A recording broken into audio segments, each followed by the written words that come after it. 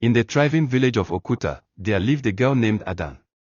From childhood, her beauty had been spoken of like a legend. Her face was like the morning sun, her skin smooth as palm oil, her voice sweet as flute music. But her true crown was her hair. Long, thick, and glossy, it fell down her back like a river of midnight silk.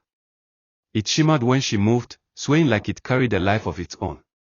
Some said the gods had blessed her.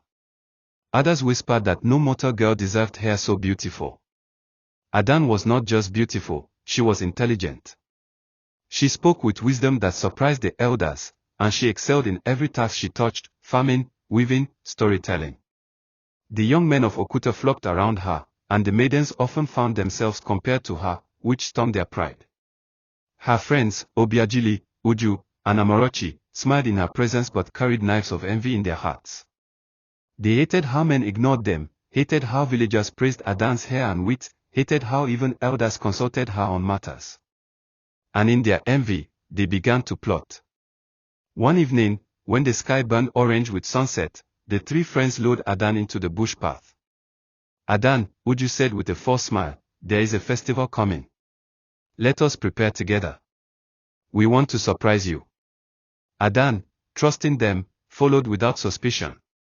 But in the clearing of the forest, their faces turned cold. From behind a tree, Obiajili pulled out a blade, its edge glinting. Amarachi grabbed Adan's hands, Uju covered her mouth, and Obiajili yanked her hair back. "No more will men chase after you," Obiajili hissed. With one cruel swipe, the blade hacked into her glorious hair. Strands fell like dark rain, scattering across the forest floor.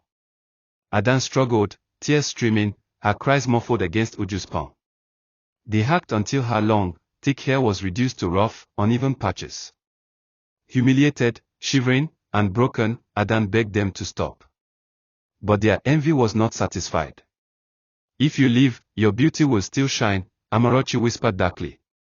"Better you leave this world." Together, they tied a rope around her neck and dragged her to a low-hanging branch. Adan fought, her legs kicking, her mouth open in a final, strangled cry. Her body dangled, swaying against the moonlight. And so they left her, lifeless, her once glorious hair scattered on the ground like offerings to the dark. The villagers believed Adan had taken her own life. They buried her quietly, whispering that perhaps her pride in her beauty had weighed too heavily. But 3 nights later, Obiajili was awoken by a sound, soft, dragging, like something being pulled across the floor. She lit her oil lamp. From the corner of the room, a shadow